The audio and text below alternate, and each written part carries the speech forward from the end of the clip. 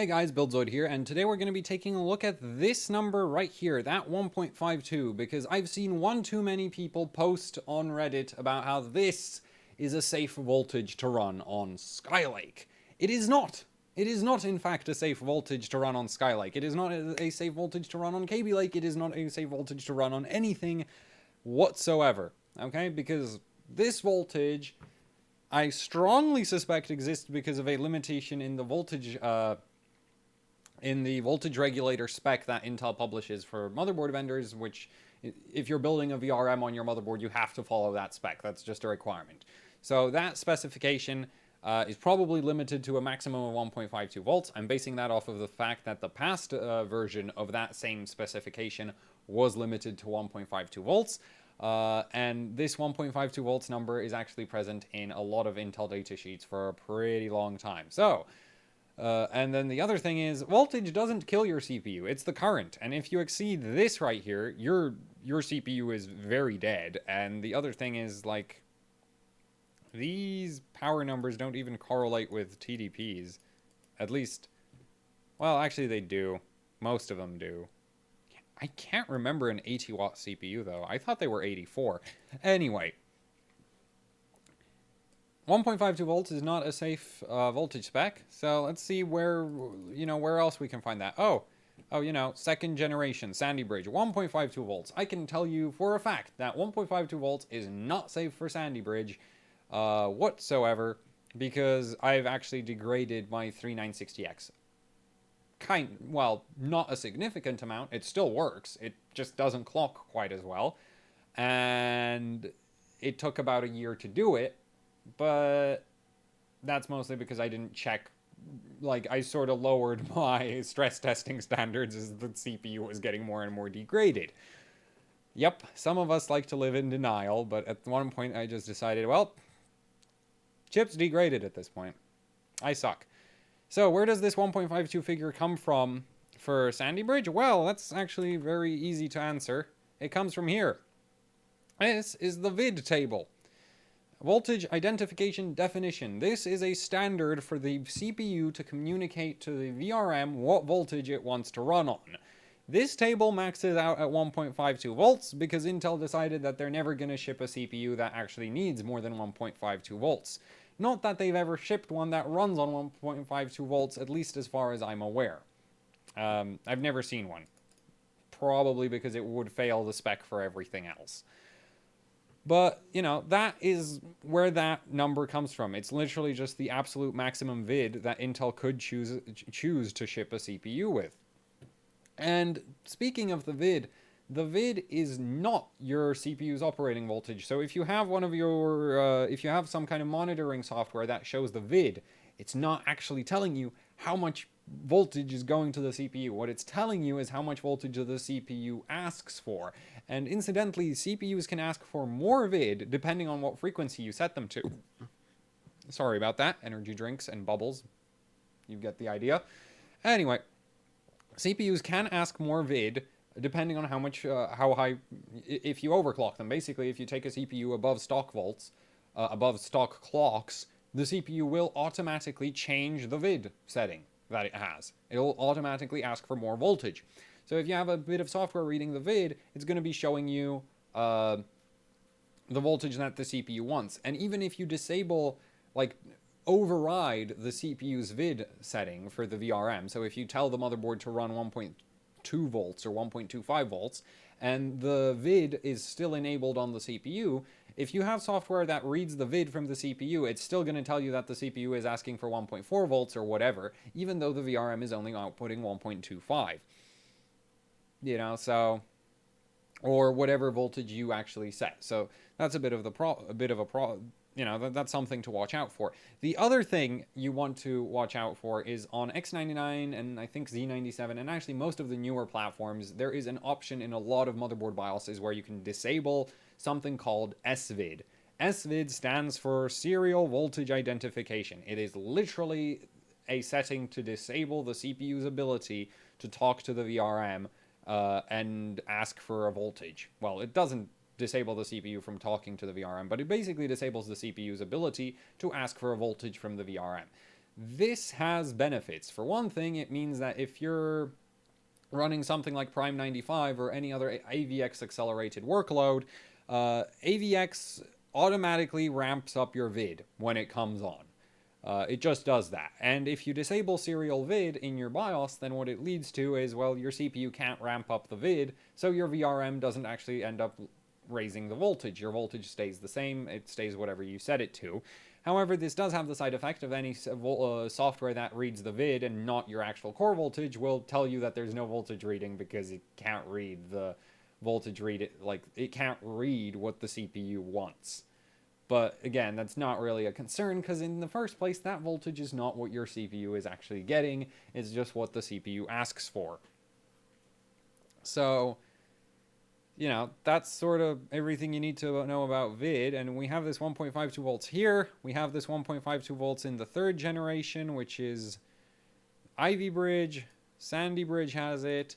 Haswell doesn't have it at all because Haswell doesn't have Haswell doesn't work the same way as all the previous architectures. So Haswell is interesting in that your operational vid and vid range is 1.65 to 1.86. And the reason for this is that on Haswell, the vid is used to communicate with the VRM, and Haswell then takes whatever your motherboard VRM spits out to, your motherboard puts out a voltage between 1.65 and 1.86 volts, or well over 2 volts. You can set it pretty much as high as you want. You put out a voltage between it puts out a high voltage like 1.86 volts. And then that goes to the fully integrated voltage regulator, which is present in all Haswell and Devil's Canyon and Broadwell E and Haswell E CPUs, and that then takes that voltage and converts it down into something the CPU runs on. Therefore, there is actually no spec in the Intel datasheet on what the Intel CPUs actually use for their core voltage, because you don't need to know about it. The CPU can take care of it. It's basically... that is a voltage that the CPU internally needs to know, that the people at Intel who make the CPUs need to know, but the general public doesn't need to know about it. Which is why you don't actually see it specified anywhere in this datasheet what the core voltage is for Haswell and Broadwell and all the other CPUs. Is because, well, your motherboard doesn't dictate that, so it's not useful for motherboard manufacturers. It's only really useful for overclockers who want to change core voltage. But Intel doesn't care about us, so, it's like, why would they put that in the datasheet? What maximum safe core voltage is? They didn't. So instead, you just get this, where you have maximum motherboard vid output from the fiber. And actually, interestingly enough, if we go to the voltage identification table, which there is one in this data sheet, and I skipped over it. There, see, we have a voltage identification table, starts at 0.5, and goes all the way to well over 2 volts. You can see right here we have 2.5, and it keeps going, and we have 3. So that is the, maximum voltage the fiber can, can't take, but that is the absolute maximum voltage your CPU could theoretically tell the motherboard to supply. Send it 11111 and you get 3 volts. So yeah, that's an option, but there's no core voltage spec on this datasheet because you don't need it. This datasheet includes the core voltage spec because, well, your motherboard needs to be able to put out the core voltage that the CPU actually runs on, so there is a spec for it. Unfortunately, I can't get that same vid table for Skylake that I got for the other architectures because Skylake's vid table is non-public information and you'd basically have to work at Intel or a motherboard vendor, which I don't do, to get your hands on that data sheet. So yeah, you'd basically have to be in the R&D department for Intel or a motherboard manufacturer to get your hands on that. And I don't have a job there, and I can't exactly ask for the datasheet because it is very much non-public information. And even if I could ask for it, I wouldn't be given, I couldn't show it to you. So, yeah. So here, I'm going to assume that this 1.52 volts exists for the same reason, But Intel does go ahead and give us a lot more notes here. On the past ones, we have like note 1. And if we go look at each processor, that's just how VID works. Then we have note 2 here, which is, again, just each processor is programmed. Like, they recycle that note over and over. So here we have 1, 2, 3, 7, and 12. So let's go read 1, 2, 3, 7, and 12. 1. Unless otherwise noted, all specifications are estimations and simulations of empirical data.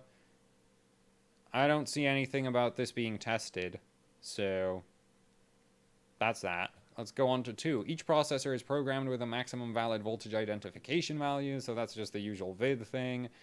1, 2, 3, voltage specification requirements are measured across VCC sense, so this is how the voltage is actually measured. Doesn't really matter to us. Next one was 7. Long-term reliability cannot be assured in conditions above or below minimum functional limits. So that would lead a lot of people to think that 1.52 volts is the absolute maximum voltage you can put on your CPU. Except there's one minor issue with that. Current kills CPUs, and we have a current spec right here, which is 100 amps. Oh, and that's not a maintainable current spec, actually, because there is a note. If we look here, processor VR to be designed to thermally support this current indefinitely. And oddly enough, I can't actually find anything with that 5 next to it. Like, literally, there's no spec on what current the VRM is supposed to be able to produce continuously.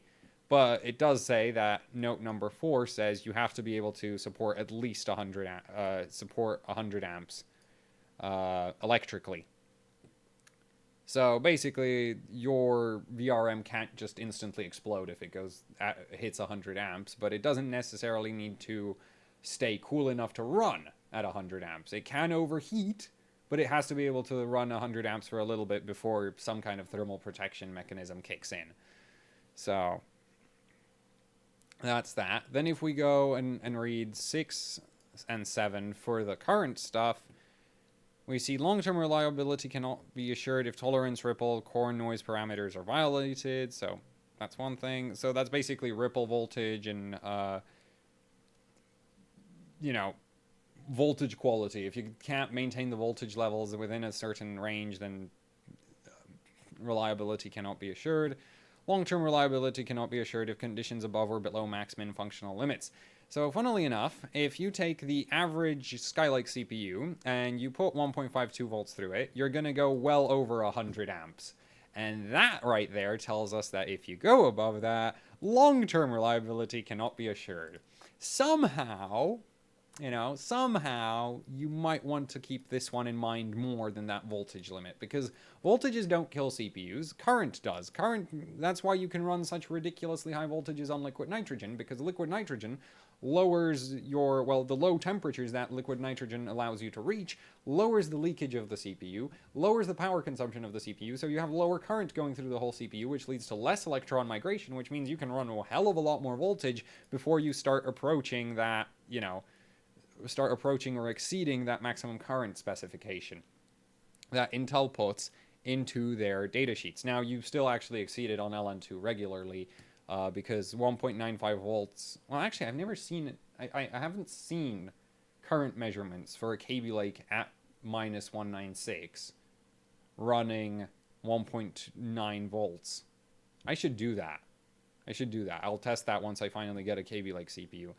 But, you want to stay under that 100 amps figure, and you're not going to do that at 1.52 volts on air cooling. Because Kaby Lake CPUs, at least based on an article on a overclocking guide written by Asus, which I think I'll link down in the description below. So Asus wrote an overclocking article on how to overclock Kaby Lake CPUs and their own recommendations. And basically at 1.4 to 1.45 volts, most Kaby Lake CPUs start going beyond this 100 amp current limit. They start going into the 150 watt power draw range on the 12 volt rail. So you start exceeding that you're just about right on top of that 100 amp current going into the CPU after you count in the inefficiencies of the VRM and all that. So, that's why you see motherboard vendors not recommend 1.52 volts, why they recommend like MSI recommends 1.42, Asus recommends 1.45, Some other vendor, like basically you have this 1.4 to 1.45 range that is recommended, and that exists because if you go significantly beyond that, you're gonna significantly exceed that 100 amp limit right there. So yeah, also interesting to note, if you exceed this current limit, it's not like your CPU is going to explode instantly. No, Intel quite literally says long-term reliability. They don't say short-term.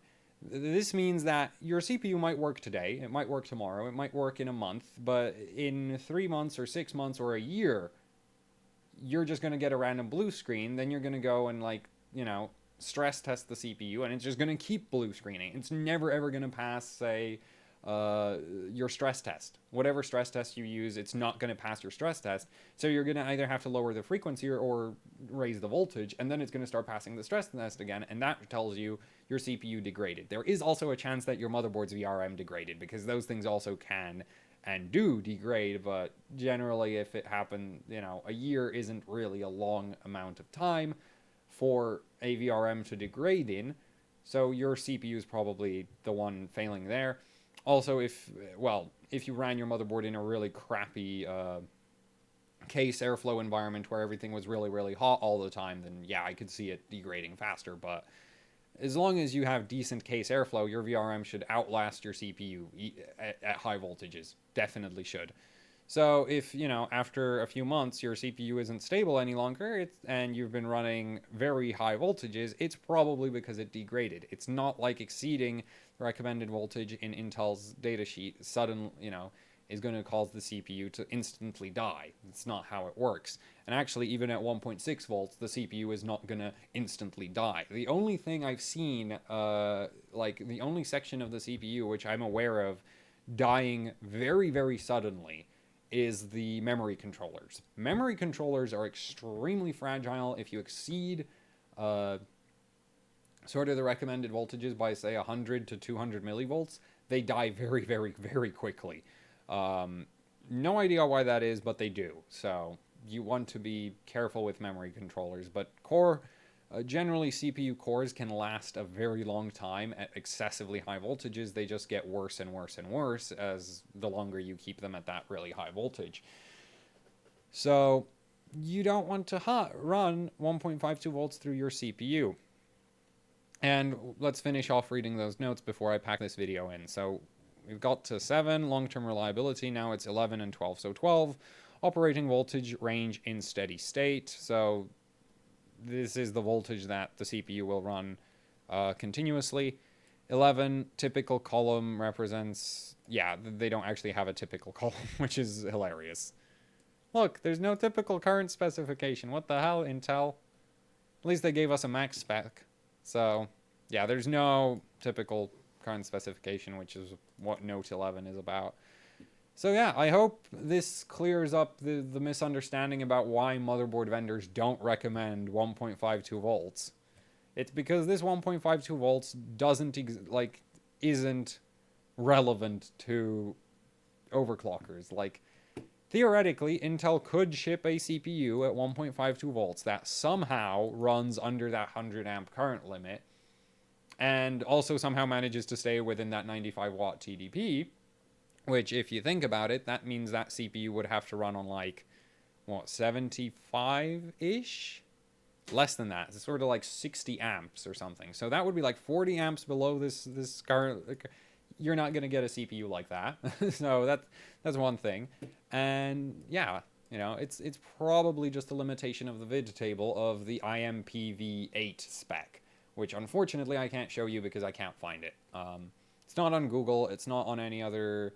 I've looked through voltage regulator manufacturers like International Rectifier, Fairchild Semiconductor, On Semiconductor, and all the usual sort of, VRM component makers, because some of them sometimes have the vid tables listed, but for IMPv, or is it IMVP? I'm not sure if it's IMVP or IMPv8. But basically, for that new VRM specification, I can't find the vid table.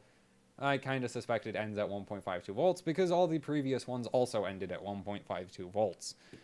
except for the 4th generation one, which which is for a completely different part of the CPU. So that's that for this video. And hopefully I won't have to see people recommend 1.52 volts to people asking about Kaby Lake overclocking any longer, because I've hopefully made my point clear enough that Intel doesn't actually recommend you run that, and just say, yes, we could ship a CPU that runs at that. So, yeah. That's that. Thank you for watching. And, right, there's a like button. You could press that. There's a comment section. You can go complain about everything I said wrong in this video there. You can, what else is there? You could subscribe if you haven't already. This is by far the best overclocking YouTube channel on YouTube, because I don't think anybody covers overclocking as in-depth as I do. And if they do, then I'm not aware of them. I feel down. I need to inflate my ego sometimes. And there, I have a Patreon, so you can support actually hardcore overclocking so that I can do more crazy overclocking projects. Thank you for watching, and see you next time.